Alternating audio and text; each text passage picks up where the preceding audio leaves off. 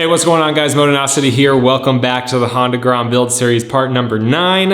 If you're new here, this is a series where we're taking a 2017 Honda Grom and tearing it down, building it back up, doing an engine swap, and building one of the coolest Honda Groms on the road. If you didn't know, we are giving the bike away at the end of the series. That's right, one of you guys will be winning this bike. If you want a chance to win, head over to patreon.com/motonosity. The link is at the top of the description. Every dollar you support each episode gets you an entry to win the bike. So if you're interested, make sure you head over there. Now, if you missed the last episode, we started putting together the frame of the bike. We got it powder coated and we got the main frame connected to the swing arm with the lowering link, and then we added the frame extensions that's going to give our bike the stretch that we need to make sure we put that power down with the 300 swap that we're doing on the bike. Today we are putting that motor into the frame. Now, if you're unfamiliar with the 300 swap on the Grom, the reason it's so popular is because there's kits out there for you to do it without having to do any of your own modifications other than just swapping on parts to your bike. I picked up a CB300F. You can go with a CBR300, you can go to CBR250 if you want, but I picked the 300F because it's the best direct swap into the Grom in terms of wiring harness, gauges, and everything that you need on the engine to make the swap go as easily as possible. Unfortunately, the 300 that I got had a silver engine. You can also get one that has, I think maybe a bronze-ish engine and then a black engine. I think the black one you might only be able to get if you get a CBR 300. But regardless, I've got the silver one.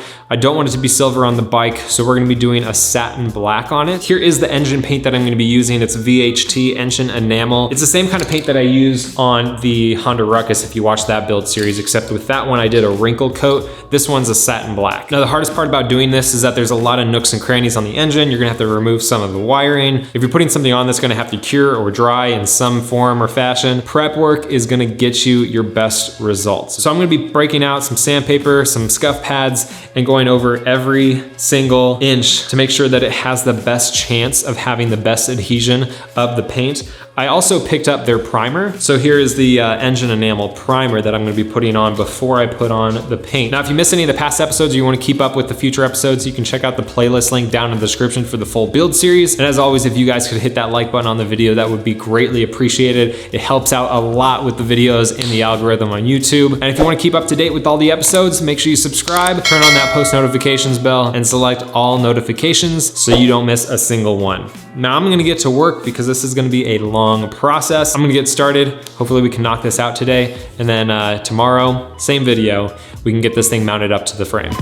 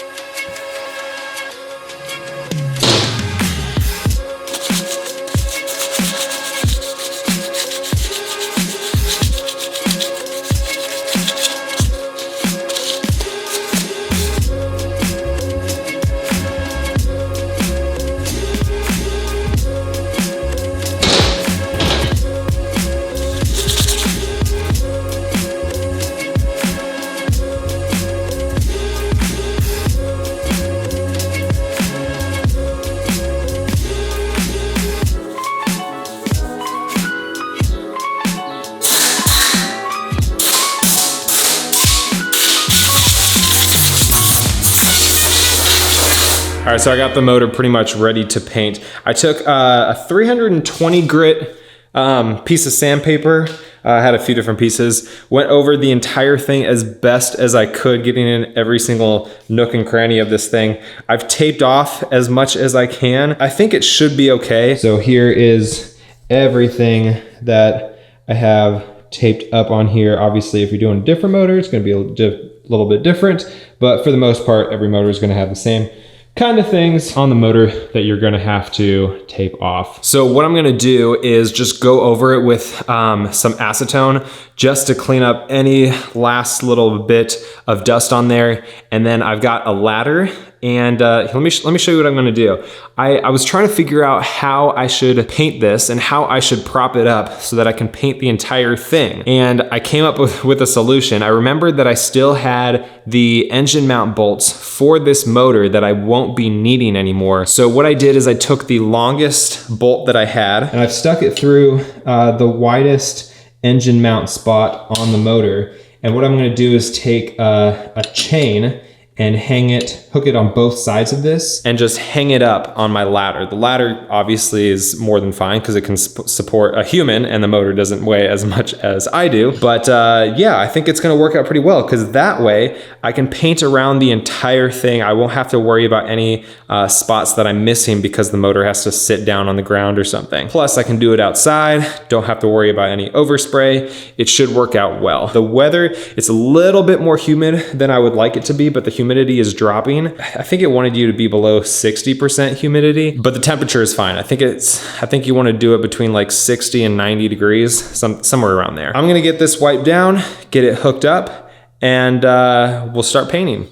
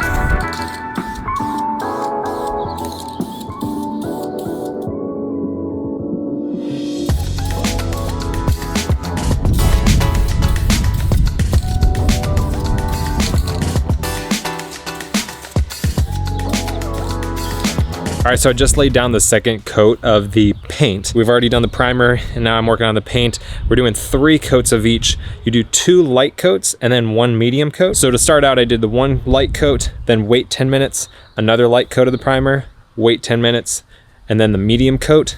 And then you wait 30 minutes before you do any sort of handling, sanding, or putting on the engine enamel, which is the paint. So I waited the 30 minutes, then laid down the first coat of the paint, a light coat, then wait another 10 minutes, another light coat, and then I'm waiting another 10 minutes before I do the last medium coat. I think it's 3 hours before I can really do anything with the motor. I'm gonna go ahead and lay down the last final coat. It's a medium coat, and then let this thing dry for 3 hours, and we'll see how it looks.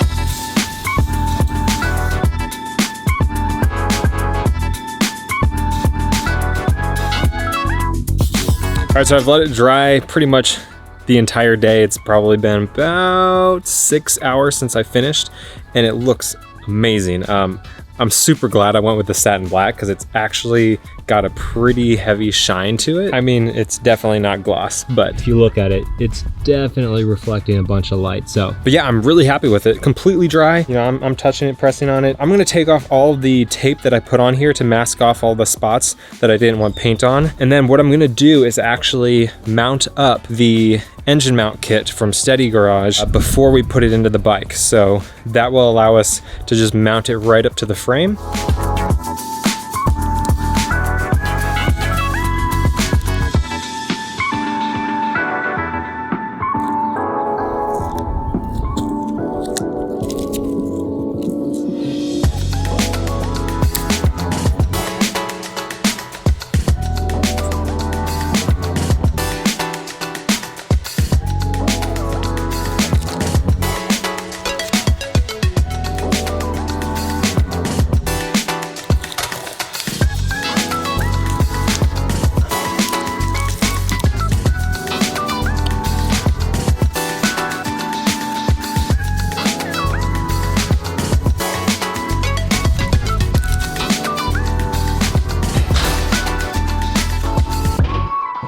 All right, so here we got the motor completely done. I'm so happy with how this turned out. If you want to check out the products that I used for this, I'll link those down in the description along with everything else that you guys see me put on the bike. This is ready to go in. It seriously feels so nice. What we're gonna do next is get the engine mount hooked up. Now, if you've been watching the series, you know that I'm doing the swap kit from Steady Garage.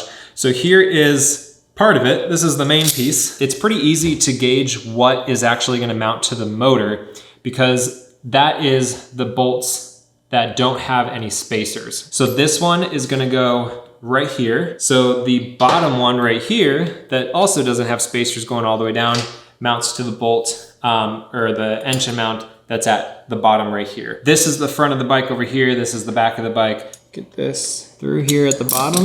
Need a spacer right here. And there we go. I'm gonna put this all the way through here. Then we'll screw the nut on right here. And then that'll hold this on. Oh. Yeah. Oh, what does this nut do? Okay. Very gentle. Yeah, I was supposed to bring this one on. Good job. Thank you very much. You're welcome.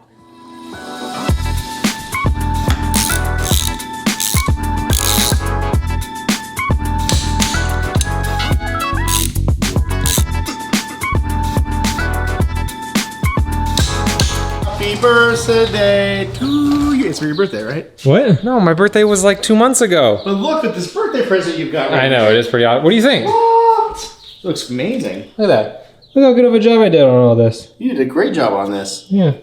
Oh, hell yeah. Look at this tape job I did on the Someone shaft. spent an entire Sunday doing that. That's what it looks like. So the kit that comes with the swap kit comes with this the kit that comes with the swap kit. The piece that comes with the swap kit to connect to the throttle body is... I know where this is going. Do you know where it's going? I know where it's going. You want the metal one that has the injector that goes straight into that, right? Uh-huh, I found one. Yeah, it exists. Oh, because you watched the same video that I watched. Exactly. Okay, so there's a video that I found from someone else on YouTube who's done a 300 swap. Yeah, so that is a little angle adapter because otherwise the throttle body would run right into the frame. So instead, I found this guy that makes an angle adapter out of metal. Yeah, so it has the injector, like a mounting spot that basically allows you to have the right angle on that so you actually have good fueling on your system. Hi.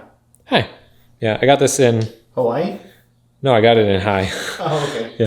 I've had this shirt for like 7 years. Me too. This used to fit big on me. Now I'm fat. So. There are very few shirts other than my own, motonosity.com/shop, that I wear for 7 years. The next step here is to mount up the motor to the frame. I'm just gonna take out these bolts for the 3 that mount through the frame and we'll get it mounted up. We just ride it around, right? Yeah. And then put the wheels on. And I was explaining this to Aylin and she actually understood. I was like, I'm mounting these white pieces to the motor so that we can then mount the motor to the frame. She's like, so it'll be a motorcycle? And I was like, yeah, well, we need to put a few more parts on it. And she's like the wheels? And I'm like, actually, yes. A few more years and she's gonna be an active build participant.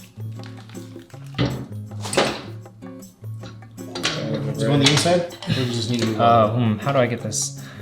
That's interesting. Hammer the back. So to will it fit because of powder coating, bringing out the big guns.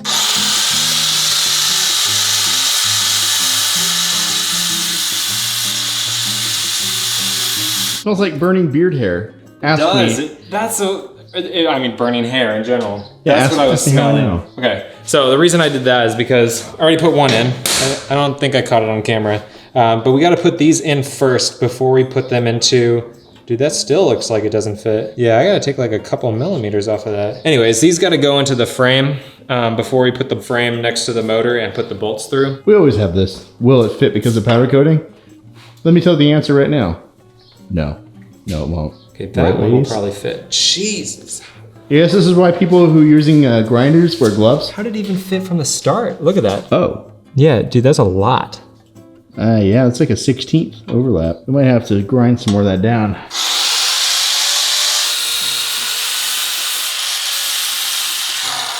Is that warm? It's so hot. I'd say give it a couple more Ugga-Duggas. You might be in the shape, but then you gotta do the same with the other one. What time is it?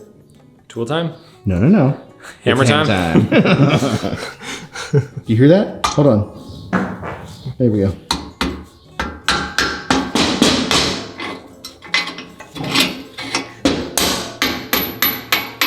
Yeah, nice glasses, by the way. Thanks. Now I gotta do the same thing with the other one.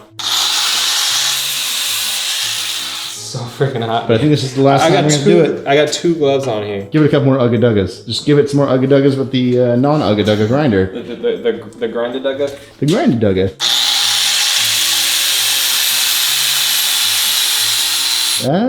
I bet you go. I can't get it in though. That's a problem. Like if I can just get one edge in, then I can hammer. But You know, that was my problem in high school too. oh, dude, It smells, guys. Just so you know, the thing is hot and it literally smells like burning hair. it feels like my fingers are burning to the inside of the glove. Whoa, wait. There's a smell. There is a smell in here. And although I did fart earlier, the smell is not me. What the heck? How? How is it bigger? Hammer time's pretty hot though. Oh.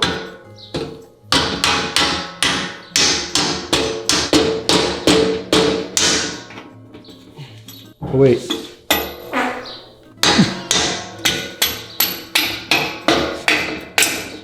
Yes, it does fit after powder coating. All right, so I have kids to put to bed. Fry's gonna head home and have food, which sounds amazing. Yeah, we got the spacers in there, so it should be relatively simple for me to just plop down the frame on top and put the bolts through. But if not, then I'll be calling Fry in the morning. See ya. Easy. Have fun. Thank you. All right, so I spent like the last hour trying to figure out if I'm just missing something with getting this mounted up. I ended up disconnecting the swing arm from the frame just so I could move it around a little bit easier. Here's the problem that I'm having. So this is the first bolt in the sequence. So that matches up with this. And then right here, I've got a problem because you got this bracket on the frame. And while trying to get the holes to line up, this bracket just bumps up into the top of the motor right here. And so I've been spending like the past hour trying to figure out, am I just like doing it wrong? And do I have the mounts backwards? Like what's going on? Because from all the like research that I'd done, I had not found anyone mention anything about modifying their frame. But there's no other way that this could possibly fit. So I don't know if just no one is mentioning that this bracket needs to be taken off or if I'm really just missing something. I'm gonna go ahead and take it off. Just cut it right there where it hits the frame. I see no other way, so I'm gonna take it off.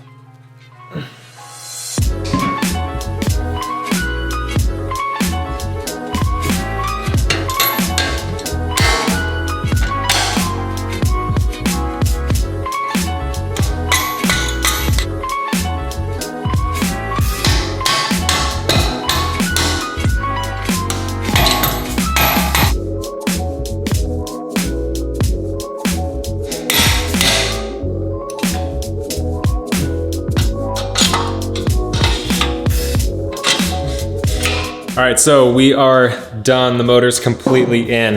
Cutting off that little piece, I didn't even cut it off. I just used my my hands to bend it back and forth before it snapped right off. Worked perfectly. I just put a little touch-up paint on it so it doesn't rust or anything, and we're good to go. So you can see just how close that is. That little stub that you see right here, that's where I broke it off. Taking that off solved the problem. The other part that I needed to bend a little bit was this bracket right here. This one needed to be bent up a little bit so that it didn't run into this. So if you're also doing this swap and you want to just make it as clean as possible, I would cut those pieces off before you get your frame powder coated if you're doing that. I got it all in, everything fits great. I love the contrast with the black and the white. So once the full bike starts coming together, I think it's gonna look even better. If you got any questions, make sure you leave them down in the comments. I'll do my best to answer them when I see them. If you wanna have a chance to win this bike when we're done with it, make sure you go support over on Patreon. The link is at the top of the description. Again, every dollar supported over there gets you an entry into winning the bike. If you enjoyed the video or it helped you out, make sure you hit the like button. Share the video with a friend if you think they might be interested. The playlist link, again, is down in the description if you wanna see all the episodes for the build as we go through here. And if you wanna get any of my merch, motonosity.com/shop. The link is also in the description. You guys have been awesome. I've been Motonosity. Remember, life's better with horsepower. Keep life lived. And I'll see you guys next week. Again, these episodes come out every Monday. See you guys.